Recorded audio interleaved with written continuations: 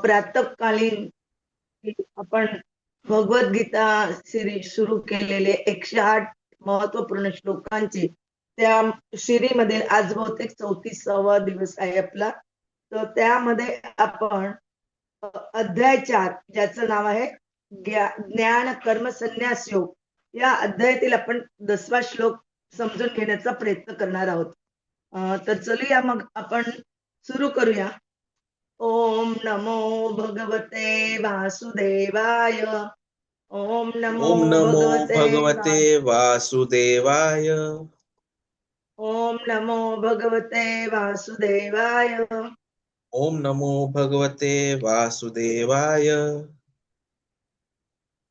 नारायण नमस्कृत्य नरं नमस्कृत्यं चैव नरं चैव नरोत्तमं देवीं सरस्वतीं व्यासं व्यासं ततः जयम् ततो उदीरये. जयमुदीरये. नष्टप्रायेषु नष्टप्रायेषु भद्रेषु अभद्रेषु नित्यं भागवत सेवया भागवत भगवती सेवया उत्तमश्लोके भगवते उत्तम भक्तिर्भवति श्लोके नैष्ठिकी. भवती नैष्टिकी. हरे कृष्ण. या श्लोकामध्ये आपण ना आपण मागे बघितलंय की भगवंतांचे जन्म कर्म जे दिव्य आहेत त्याला जो जाणतो तो या भवबंधनातून मुक्त होतो आणि भगवंतधामात जातो आणि पुन्हा त्याला जन्म घ्यावा लागत नाही.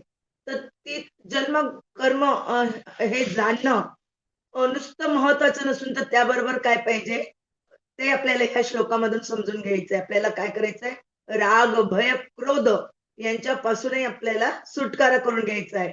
तर तेच आपल्याला या श्लोकातून म्हणजे समजण्याचा प्रयत्न कर. आपण अजून बहुतेक पुढे बघणार आहोत की हजारो लोकांमध्ये एक हे जाणू शकतो भगवत ज्ञान आणि त्या जाणणाऱ्या अनेक लोकांपैकी एक पूर्णपणे स्वतःच्या आचरणात आणू शकतो. तर तिथं सांगितलं तर बहुनाम जन्मनाम अंते किंवा मनुष्याणाम सहस्रेषु असे ते 2 श्लोक आहेत. इथं त्याऐवजी त्यांनी काय म्हटलंय बहवह आणि खूप काही ज्ञान तपसा. त्यांनी सांगितले की हे जे जन्म कर्म जाणून घेणारे जे लोक आहेत त्यापैकी खरंच मुक्तीपथावर गेले आहेत का, कोण कोण आहेत. तर त्यासाठी भगवंतांनी अर्जुनाच्या माध्यमातून आपल्याला समजून सांगण्याचा प्रयत्न केलाय की बहव ज्ञान तपसा. पुष्कळ सारे जे ज्ञानी लोक आहेत त्यांनी तपस्येच्या द्वारे ज्ञानाद्वारे याच्यातून आपली सुटका करून घेतलेली आहे. तर आपण श्लोक आधी वाचून घेऊया.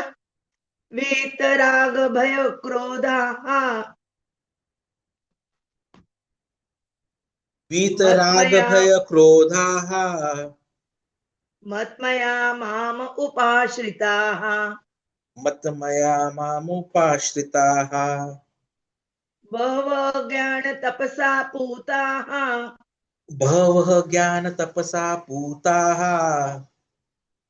मद्भावम् आगताः मद्भावम् आगताः वीतराग भय क्रोधाः मत्मया माम उपाश्रिताः बहवो ज्ञान तपसा पूता मद्भावम् आगताः. हरे कृष्ण. वितराग भय क्रोधाः मत्मया मामुपाश्रिता बहवः ज्ञान तपसाः पूता मद्भाव आगता. वीतराग भय क्रोधाः मत्मया माम उपाश्रिताः बहवो ज्ञान तपसा पूता मद्भावम् आगताः. वितराग भय क्रोधाः मत्मया मामुपाश्रिता बहवः ज्ञान तपसाः पूता मद्भाव आगताः. हरे कृष्ण. शब्दार्थ आहे भाषांतर आणि तात्पर्य श्रीला प्रभुपांजीच्याकडून. आसक्ती भय आणि क्रोध यातून मुक्त झालेले, पूर्णपणे मतपरायण झालेले आणि माझा आश्रय ग्रहण करणारे गतकाळातील अनेकानेक मनुष्य माझ्या विषयीच्या ज्ञानामुळे शुद्ध झाले. त्याने इथं प्रमाण दिलेले आपल्याला आणि याप्रमाणे त्या सर्वांना माझ्या विषयीचे दिव्य प्रेम प्राप्त झाले आहे. तात्पर्य खूप मोठं आहे तात्पर्य, त्यामुळे आपण थोडंसं वाचूया आणि मग नंतर समजून घेण्याचा प्रयत्न करूया. पूर्वी वर्णन केल्याप्रमाणे विषयग्रस्त मनुष्यास परमसत्याचे साकार स्वरूप समजणे अतिशय दुस्तर आहे. दुस्तर म्हणजे कठीण. सामान्यतः देहात्म बुद्धीमध्ये आसक्त असणारे लोक विषयासक्तीमध्ये इतके मग्न झालेले असतात की त्यांना परमसत्य साकार असू शकते याचे ज्ञान होणे जवळजवळ अशक्य असते. अशा जडवादी लोकांना सच्चिदानंद शरीराची कल्पना करता येणे अशक्य आहे. भौतिकदृष्ट्या शरीर विनाशी, पूर्णपणे अज्ञानमय आणि पूर्णपणे दुःखमय आहे. म्हणून सामान्य लोकांना जेव्हा परमसत्याच्या साकार रूपाविषयी सांगितले जाते तेव्हा त्यांच्या मनात हीच शारीरिक संकल्पना घर करून बसलेली असते. आणि या विषयावरच आपले जे भक्ती रसामृत सिंधूमध्ये या भक्तिमय जीवनाच्या अंतिम स्तराला भाव अर्थात भगवंताचे दिव्य प्रेम असे म्हटले आहे. त्याविषयी त्यांनी 1.4.15 आणि 16 भक्ती रसामृत सिंधूमध्ये श्लोकांचं त्यांनी उदाहरण दिलेलं आहे. आदौ श्रद्धा तत साधु संग अथ भजन क्रिया तत अनर्थ निवृत्ती स्यात् तत निष्ठा रुचि तत अथ आसक्ती तत भाव तत प्रेम अभ्युत अंचति साधकानाम अयम प्रेमण प्रादुर्भावे भवेत क्रमः. प्रारंभी मनुष्याला आत्मसाक्षात्काराची इच्छा असणे आवश्यक आहे. इच्छा मात्र आपण बघितलं 2 दिवसापूर्वी की हिंदीमध्ये बघितलं आपण की इच्छा आणि संकल्प यामध्ये काय फरक असतो. तर इथं त्यांनी सांगितलंय की आत्मसाक्षात्काराची इच्छा होणं आवश्यक आहे अगोदर आणि इच्छा निर्माण झाली तर मग पुढे आपण संकल्प करू शकतो. यामुळे आध्यात्मिक दृष्ट्या उन्नत व्यक्तीच्या सत्संगामध्ये जाण्याचा प्रयत्न करण्याच्या अवस्थेत तो येईल. पुढील अवस्थेत त्याला उन्नत आध्यात्मिक गुरूंद्वारे दीक्षा प्राप्त होते आणि त्यांच्या आज्ञेनुसार नवसाधक भक्तिपूर्ण सेवेचा आरंभ करतो. आध्यात्मिक गुरूच्या मार्गदर्शनाखाली भक्तिमय सेवा केल्याने तो सर्व प्रकारच्या भौतिक आसक्तीतून मुक्त होतो. आत्मसाक्षात्कारामध्ये स्थैर्य प्राप्त करतो आणि परमसत्य श्रीकृष्णांच्या कथांचे श्रवण करण्याची त्याच्यामध्ये रुची निर्माण होते. या रुचीमुळे मनुष्याची कृष्ण भावनेतील आसक्ती वृद्धिंगत होते आणि रुची परिपक्व झाल्यावर भाव अर्थात भगवंताच्या दिव्य प्रेमातील प्राथमिक स्तरामध्ये रूपांतरित होते. भगवंताविषयीच्या वास्तविक प्रेमालाच प्रेम किंवा जीवनाचा परमोच्च परिपूर्ण स्तर असे म्हटले जाते. प्रेम या स्तरावर मनुष्य दिव्य प्रेममय भगवत सेवेमध्ये सतत रोमांच झालेला असतो. म्हणून प्रमाणित आध्यात्मिक गुरूच्या मार्गदर्शनानुसार केलेल्या भक्तिमय सेवेच्या क्रमिक पद्धतीद्वारे मनुष्य सर्व प्रकारच्या भौतिक आसक्तीतून मुक्त होतो आणि स्वतःच्या वैयक्तिक आध्यात्मिक स्वरूपाच्या भयापासून तथा निराशेमुळे उत्पन्न झालेल्या शून्यवादापासून मुक्त होऊन जीवनाच्या परमोच्च स्तराची प्राप्ती करतो. त्यानंतर अंततः त्याला भगवत धामाची प्राप्ती होते. भगवत धामाची केव्हा प्राप्ती होते त्याविषयी याच्यामध्ये आपल्याला सांगण्यात आलेलं आहे. त्यामुळे आपण पुन्हा एकदा या श्लोकाचं वाचन करायला पाहिजे. त्याच्यावर चिंतन करून ते समजून घ्यायला पाहिजे की या श्लोकामध्ये काय सांगितलंय मला काय करायचंय. ओम ज्ञानतिमिरन्धस्य ज्ञानाञ्जन शलाकया चक्षुर्मिलितं येन तस्मै श्रीगुरवे नमः. श्रीचैतन्यमनोभीष्टं स्थापितं येन भूतले स्वयं रूप कदा मह्यं ददाति स्वपदान्तिकं.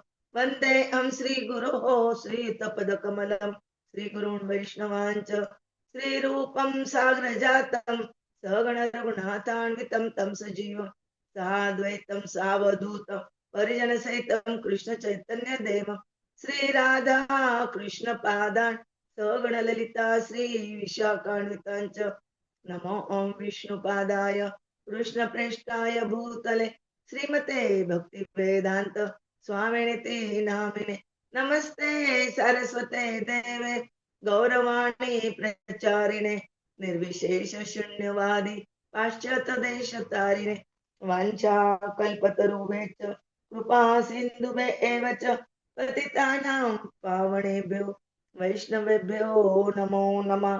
जय श्री कृष्ण चैतन्य प्रभु नित्यानंद श्री अद्वैत गदाधर श्रीवासादि गौर भक्तवृंद. हरे कृष्ण कृष्ण कृष्ण हरे हरे हरे राम राम राम हरे हरे. हरे कृष्ण कृष्ण कृष्ण हरे हरे हरे राम राम हरे हरे. हरे कृष्ण कृष्ण कृष्ण हरे हरे हरे राम राम राम हरे हरे. हरे कृष्ण. पुन्हा एकदा जगन्नाथजी, बलदेवजी, सुभद्रा मैया, सुदर्शन भगवान, सगळे आचार्य, सगळे गुरु आणि सगळ्या भक्त विशेषकर इथं जमा झालेल्या भक्तांच्या चरणांवर मी प्रणाम करते. आपण प्रणाम स्वीकार करावा व कृपेची याचनाची इच्छा करते, तर की मी काही बोलू शकेन और आणि माझं हृदय स्वच्छ होईल, वाचा शुद्ध होईल. आता आपण ह्या श्लोकात बघितलं की वीत राग भय क्रोधाः. वीत म्हणजे हिंदीमध्ये जर म्हटलं तर बिता हुआ म्हणजेच काय गेलेला. वीत म्हणजे मुक्त झालेला. तर आपल्याला कशापासून मुक्त व्हायचंय? राग, भय आणि क्रोध. आपल्याला पहा राग येतो. राग म्हणजे थोडक्यात आपण असं म्हणूया इच्छा, आसक्ती. आपल्याला बऱ्याच गोष्टींची आसक्ती असते. आपल्या मुलाबाळांची, आपल्या धनसंपत्तीची, आपल्या पदाची, अ, अशा कितीतरी आपल्याला आसक्त्या असतात. तर त्या आसक्त्यांना जर आपण आसक्तीत मुक्त नाही केलं, तर आपण भगवंतांची प्राप्ती करू शकत नाही. ते थोडं कठीण असतं.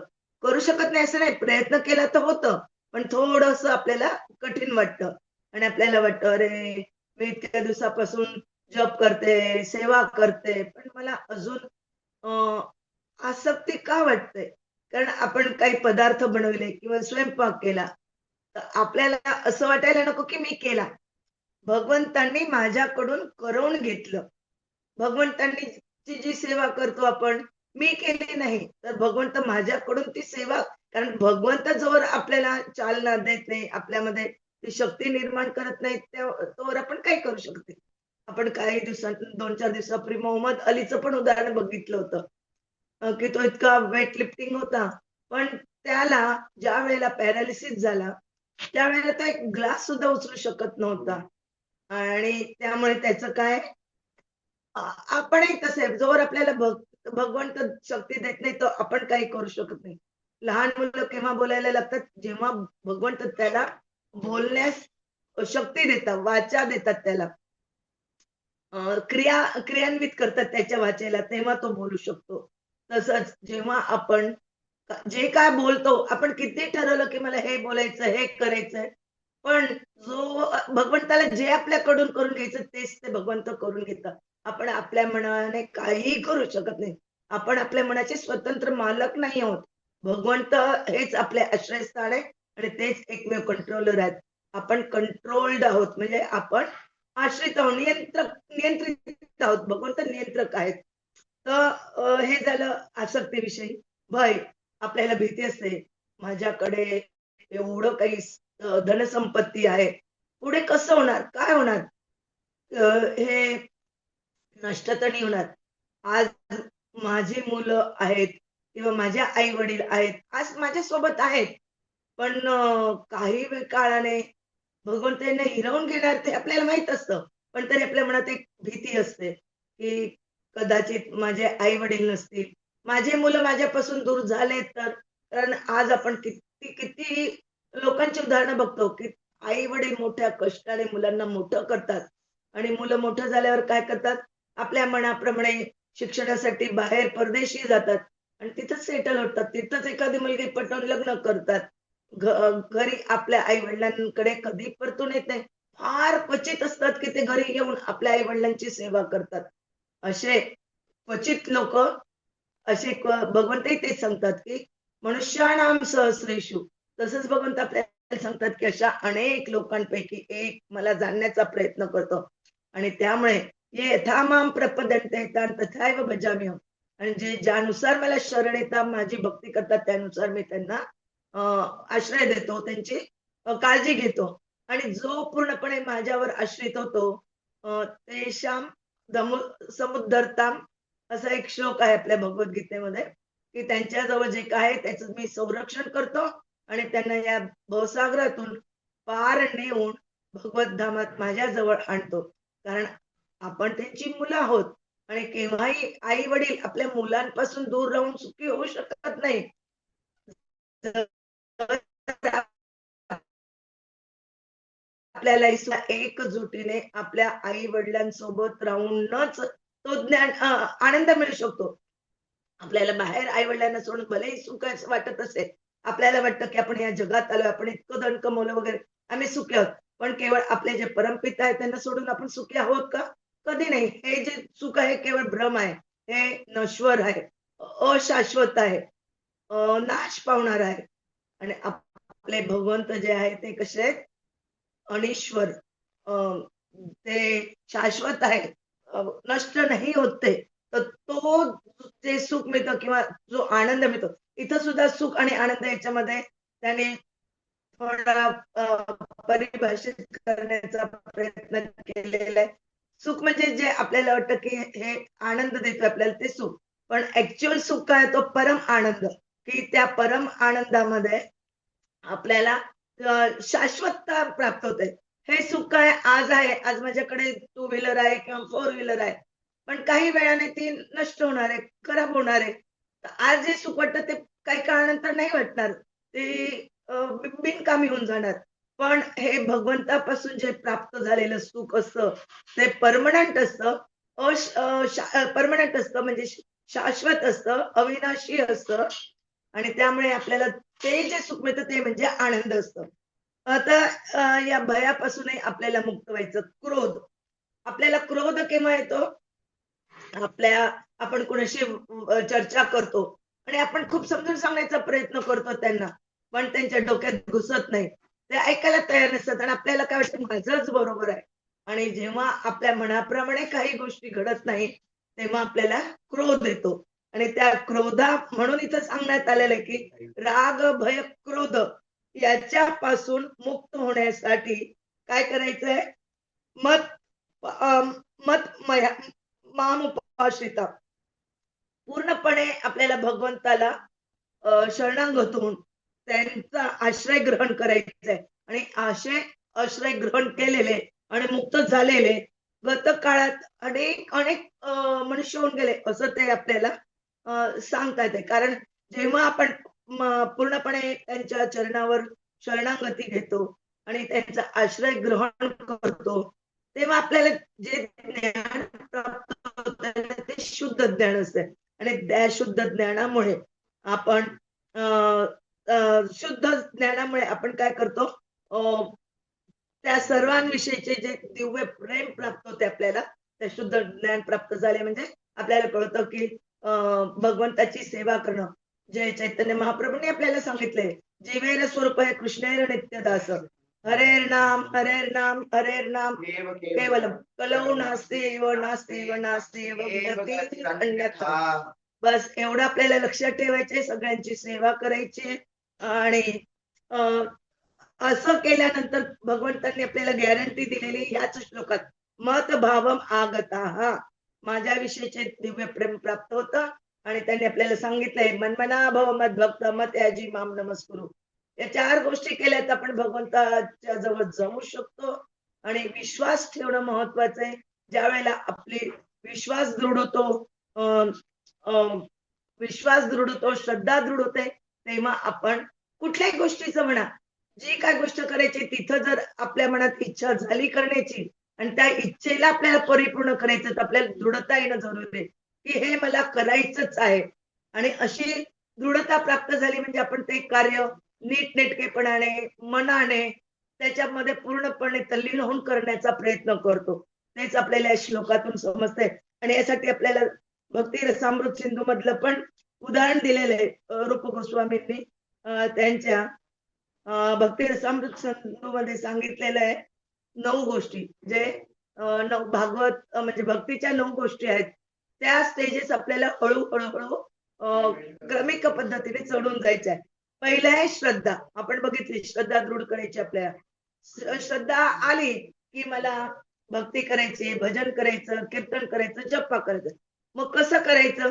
ते जाणून घ्यायचंय आपल्याला. मग आपल्याला काय पाहिजे? संघ पाहिजे. साधू संघ, की जे लोक शुद्ध भक्त आहेत, त्या भक्तांशी संबंधित आपण झालो पाहिजे. त्या भक्तांचा संघ आपण केला पाहिजे. म्हणजे दुसरं आलं साधू संघ. साधू संघ केल्यानंतर भजन क्रिया.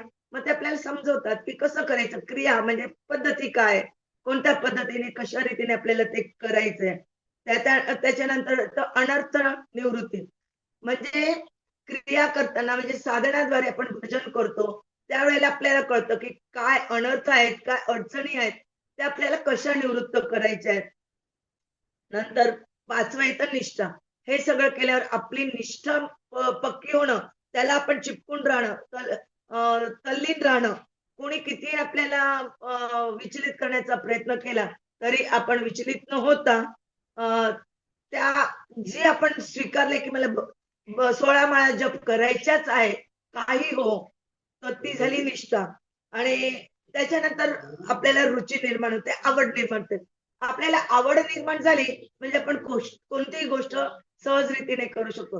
जर आपल्याला कोणी एखादी गोष्ट करायची सांगितली आणि ती जर आपल्याला आवडत नसेल, आपल्याला त्याच्यामध्ये रुची नसेल, तर आपण ती करत नाही. पण एक करायचं म्हणून करतो, अनिच्छेने करतो. तर तसं न करता रुची निर्माण झाली म्हणजे मग आपण काय करतो, अगदी आवडीने, आनंदाने करतो आणि ते केल्यानंतर काय होतं, आसक्ती त्या भक्तीमध्ये आपण आसक्त होतो आणि मग जे भौतिक गोष्टी आहेत त्यापासून आपण हळू निरासक्त होत जातो आणि पुढे आपल्याला भाव या स्तरावर जाऊन पोहोचतो आणि भाव स्तरावरून आपण मग प्रेम स्तरावर जातो की जिथं आपल्याला भगवंताचं दिव्य प्रेम प्राप्त होतं आणि मग आपण दिव्य प्रेम प्राप्त केलं म्हणजे भगवंताचं दिव्य प्रेम प्राप्त केल्यानंतर आपण जे अ, या तात्पर्यामध्ये प्रभुपादांनी सुंदर रीतीने सांगितले की मनुष्य भक्तिमय सेवेच्या क्रमिक प्रक्रियेद्वारे सर्व प्रकारच्या भौतिक आसक्तीतून मुक्त होतो आणि स्वतःच्या वैयक्तिक आध्यात्मिक स्वरूपाच्या भयापासून तथा निराशेपासून उत्पन्न झालेल्या शून्यवादापासून मुक्त होऊन जीवनाच्या परमोच्च स्तराची प्राप्ती करतो. त्यानंतर अंततः त्याला भगवत धामाची प्राप्ती होते आणि तेच आपलं ध्येय. तेच आपल्याला साध्य करायचं आहे. हेच या श्लोकातून समजून सांगण्याचा प्रयत्न प्रभुपादांनी आपल्याला केले आणि नेहमी ते ठिकठिकाणी आपल्याला हेच समजून सांगण्याचा प्रयत्न करतात, की आपण या नवविधा भक्तीचा स्वीकार केला पाहिजे. राग, भय, क्रोध जे आपण आज या श्लोकामध्ये बघितलं, राग, भय, क्रोध यांच्यापासून मुक्ती मिळवली पाहिजे. अ, निरासक्त झालं पाहिजे आणि भगवंताची शरणागती घेऊन भगवंतावर पूर्णपणे आश्रित होऊन भगवंताची अ, निष्ठा वाढवली, आपण रुची वाढवली, प्रेम वाढवतो ती नवविधा भक्ती क्रमाक्रमाने पूर्ण होऊन आपण भगवंताच्या धामामध्ये जाऊ शकतो. त्याला आपण पात्र होतो. हेच आपल्याला या श्लोकातून समजून आलेलं आहे. हरे कृष्ण. वाञ्छा कल्पतरुभ्यश्च कृपा सिन्धुभ्य एव च पतितानां पावनेभ्यो वैष्णवेभ्यो नमो नमः. हरे कृष्ण. प्रभूजी अजून आपल्याला याच्यावर काही थोडं दृष्टी प्रदान करतील अशी मी आशा करते. थँक्यू आई. म्हणजे धन्यवाद आई. तर खूप महत्वपूर्ण हा जो श्लोक आहे. आता मम्मी आईंनी तर सर्व काही कव्हर केलेलंच आहे. मी फक्त याच्यात अजून 2-3 गोष्टी ऍड करू शकतो की कृष्णाचे समर्पित भक्त त्यांच्या जन्म आणि कर्मांना दैवी शाश्वत मानतात, परंतु इतर भक्त जे आहेत, इतर लोक जे ते भिन्न उद्देशाने त्यांच्याकडे येणारे तसे मानत नाही. तर यालाच जर आपण दुसऱ्या अध्यायाशी जर संबंध घेतला तर 54व्या श्लोकाच्या उत्तरात आहे पहा. हा जो उल्लेख जो केलेला आहे ना, त्याचा दुसऱ्या अध्यायात अनेक वेळा केलेला आहे. अर्जुन उवाच स्थितप्रज्ञस्य का भाषाः समाधिस्तस्य केशव स्थितिधी किं प्रभाषेत किम आसीत व्रजेत किम. अर्जुन म्हणाला, हे कृष्णा, ज्याची बुद्धी समाधीत लीन आहे अशा स्थितप्रज्ञ पुरुषाची लक्षणे काय आहेत, तो कसा बोलतो, त्याची भाषा कशी असते, तो कसा बसतो आणि कसा चालतो. तर 56व्या श्लोकात श्रीकृष्णाने उत्तर दिलंय, दुःखेषु अनुद्विग्नः मनः सुखेषु विगतः स्पृह वीतराग भय क्रोधः स्थित धीमुनी उच्यते. जो तिहेरी दुःखांमध्येही मनाने व्यथित होत नाही किंवा सुखात हर्षित होत नाही आणि जो संलग्नतेपासून, भयापासून आणि क्रोधापासून मुक्त आहे, त्याला स्थिर बुद्धी मुनी म्हणतात. दुसरा अध्याय 56वा श्लोक. तर राग, जेव्हा आपण भौतिकतेला खूप संलग्न असतो तेव्हा आपण देवाविषयी विचार करू शकत नाही. मी इथे सुखी आहे, मला देवाची गरज काय? जो खूप संलग्न असतो तो देवाविषयी विचारच करत नाही. अशा स्थितीत तो देवाविषयी फक्त तेव्हाच विचार करतो जेव्हा त्याला वाटते की देव त्याला अधिक चांगले भोग भोगण्यास मदत करेल. आणि ही भोगाची मानसिकता पुन्हा देवाविषयी संलग्नता नसून स्वतःशीच संलग्नता असते. श्री प्रभुपाद म्हणतात, जेव्हा आपण देवाकडे भाकरी मागतो तेव्हा ते भाकरीवरील आपले प्रेम दाखवते, न की देवावरील प्रेम. राग आपल्याला मनमया म्हणजे माझ्यात पूर्णपणे होण्यापासून रोखतो. जेव्हा आपण देवाला प्रार्थना करतो तेव्हा आपण देवाविषयी विचार करत नसतो, तर ज्या गोष्टी देव देऊ शकतो त्याविषयी विचार करत असतो. हे आपल्याला उपश्रित कृष्णाच्या शरणागती येण्यापासून रोखतं. आणि ते आध्यात्मिक स्वरूपाविषयी विचार करू शकत नाहीत, फक्त भौतिक स्वरूपाविषयीच विचार करू शकतात. त्यांना वाटतं की या जगात ज्या संबंधांच्या समस्या दिसतात त्या आध्यात्मिक जगातही आहे. आणि क्रोधाचा जर विचार केला तर त्यांना सत्य सापडत नाही म्हणून शेवटी ते विसरण्याचा किंवा शून्यवादाकडे जाण्याचा विचार करतात. ही निराशा त्यांच्यात क्रोध निर्माण करते. श्री प्रभुपाद म्हणतात की केवळ तर्क करणे हे मूर्खपणा आहे. जर एखादा रुग्ण असून त्याला वाटलं की कोणत्याही औषधोपचार त्याला बरे करू शकत नाही आणि तो विचार करतो की कुठेही जाणार नाही, शेवटी तोच हरतो. श्री प्रभुपाद म्हणतात की गोळ्यांनी आध्यात्मिक दृष्टी मिळत नाही. ध्यान तपसा सुरुवातीला कृष्णाविषयी ऐकणे ही तपश्चर्या असू शकते, नंतर ते आनंददायी होईल. तर तत्वतः म्हणजे लीलांच्या तत्वज्ञानासह विचार करणे ते आपल्याला शुद्ध करेल.